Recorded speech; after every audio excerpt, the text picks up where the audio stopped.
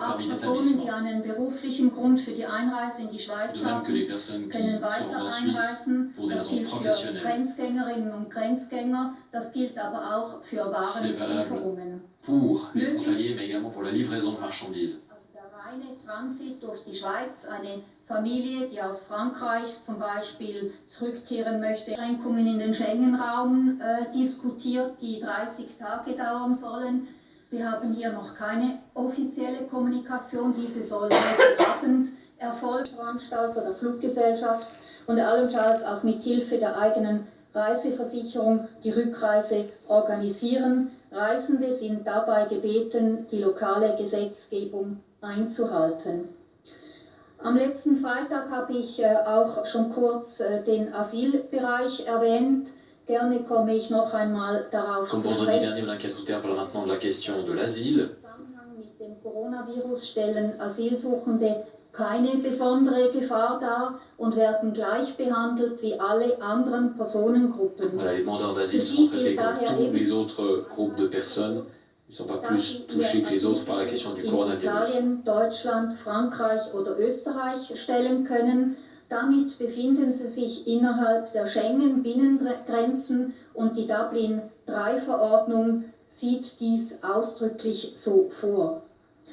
Heute Morgen, Herr Bundesrat Berset hat das gesagt, fand zudem ein Treffen mit den Kantonsregierungen statt. Ich selbst hatte ein Treffen mit den Spitzen der KKJPD und der SODECA, die für den Asylbereich Madame Keller-Souter qui a eu une rencontre avec les responsables cantonaux en la den matière. Kantonen die Maßnahmen des Staatssekretariats für Migration erläutert werden und damit wir auch gemeinsam unter diesen speziellen Voraussetzungen den ordentlichen, sicheren Betrieb gewährleisten können. Denn Afin que, wir voilà, tout cela puisse être appliqué können nur ensemble. Erfolg haben, wenn wir zusammenarbeiten und die Madame Keller-Souter qui en appelle à la collaboration, notamment avec les cantons. gemeinsamen Willen, hier gemeinsam diese Lage zu bewältigen. Merci Madame la conseillère fédérale. Madame la conseillère fédérale Amert, vous avez la parole. Besten Dank, Viola Amert, chef du département fédéral de la Défense. geschätzte Kollegin, Herr Kollege, werte Medienschaffende, Monsieur le Vice-Chancelier, geschätzte Damen und Herren. Vous l'avez compris, la situation est sérieuse.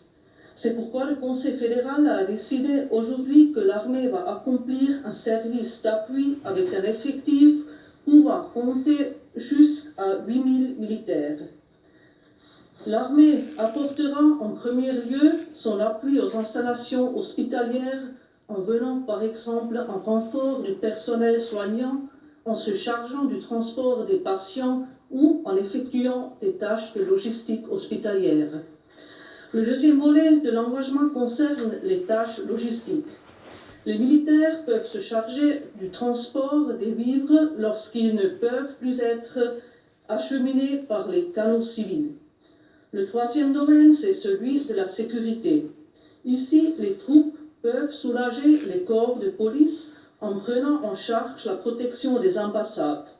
Et l'armée peut également soutenir le corps des gardes frontières. Les engagements seront effectués en faisant tout d'abord appel aux effectifs des écoles de recrues, des cours de répétition et aux militaires en service long qui sont d'ores et déjà en service. Pour répondre aux demandes des cantons, nous devons toutefois aussi mobiliser les militaires des formations à haute disponibilité, à disponibilité élevée, dont font partie les 4 bataillons d'hôpital et 5 compagnies sanitaires. Cet instrument a été créé avec le développement de l'armée et nous sommes très heureux de pouvoir en disposer. L'armée suisse doit engager quand on a besoin.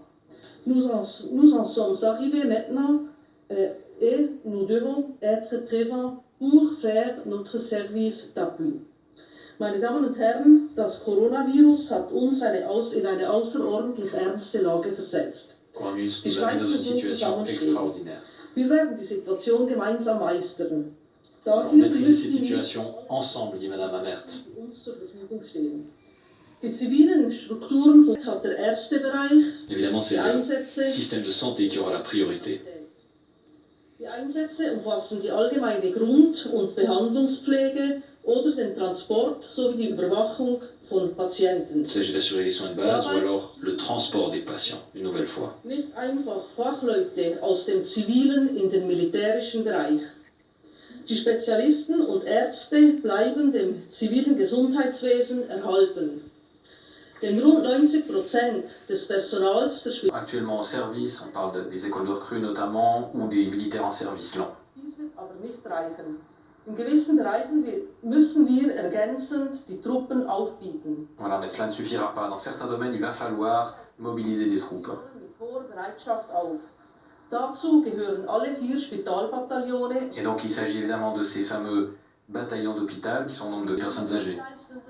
den Zivilschützerinnen und allen Armeeangehörigen. Les membres de la protection civile et puis tous les membres de l'armée.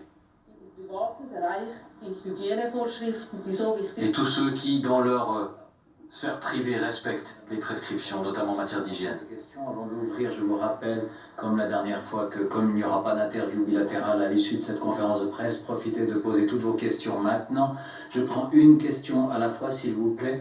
Nous prendrons certainement à peu près toutes les questions que vous pourriez avoir. Première question. La ronde des questions qui débute, elle sera vraisemblablement assez longue. Toujours plus intelligent après, mais en décrétant cette fois la situation extraordinaire, est-ce que vous vous dites pas, on a quand même perdu du temps, puisque vous avez dit qu'on a besoin de règles claires et unifiées, et c'est vrai qu'on a eu l'impression ces dernières semaines que vous attendiez un peu de voir ce que faisaient certains cantons et après vous vous adaptiez. Est-ce qu'on n'a pas perdu trop de temps? Arthur Grosjean, notre confrère Merci d'un média. pour la question. Écoutez, depuis le début, et je le redis à chaque occasion, c'est un processus dans lequel nous nous trouvons, que nous observons depuis le début du mois de janvier. Au départ, je ne serais pas loin de penser qu'il y avait à peu près que le Conseil fédéral qui observait ça, d'ailleurs pour la signification que ça peut avoir sur le pays, tant ça paraissait loin, aussi quand on lisait le journal, ou quand on regardait ce qui pouvait se passer dans le débat public, puis ça s'est rapproché. Nous avons toujours, ma foi, analyser la situation, nous sommes restés flexibles et nous avons essayé de prendre les mesures adéquates au bon moment. Et quand je dis mesures adéquates au bon moment, ça veut dire qu'il faut que les mesures soient suivies pour qu'elles aient une certaine efficacité. Et pour une partie de ces mesures, ça a à faire aussi avec le comportement individuel, l'attention qu'on prend à respecter les distances, à respecter des règles d'hygiène. Et puis ensuite, il y a bien sûr aussi des mesures que le Conseil fédéral peut ordonner. D'ailleurs, nous avons de nouveau une étape importante aujourd'hui, après plusieurs étapes qui ont précédé. Donc on n'a jamais dévié, je crois, de cette ligne. Il faut rappeler ici que nous sommes dans un processus et une situation en constante évolution qui demande beaucoup de flexibilité, de modestie aussi face à la situation et de pouvoir prendre des décisions qui soient aptes à porter effet au bon moment. Monsieur Noufa. Christophe Nouffer, qui est notre collègue. Gestern hatten wir 800 Fälle zusätzlich. Wie sieht das heute aus? Geht es weiter in diesem Tempo? Ein Mediziner hat mir gesagt nach gestern, es habe ihm die Sprache verschlagen, aber diese Zahl 800 gesehen. Voilà, des cas, il fait référence à ces 800 cas de plus pendant le week-end. Ja, selbstverständlich gehen die C'est donc Daniel Koch de l'OFSP qui va répondre. sind 800 Fälle auf einmal sehr viel, vor allem auch wenn man weiß, dass ein großer Teil dieser Fälle dann im Spital landet. Also ich hatte heute Kontakt mit dem Spital in Genf, die hatten 50 Fälle neu übers Wochenende. Il cite notamment Genève qui a eu 50 cas de plus ce week-end à l'hôpital. Kann man das bewältigen? Und es ist jetzt der Moment, zusätzliche Maßnahmen zu ergreifen. Il répète que voilà, c'est vraiment le moment de prendre des mesures supplémentaires. Endlich ansteigen. Wie viele Fälle sind es neu? Combien de nouveaux cas? Genau, 2330 Fälle im Gesamten und 14 Todesfälle, was ich heute Morgen oder heute Mittag gehabt habe. Et voilà, Daniel Koch qui parle hier de 2300 cas.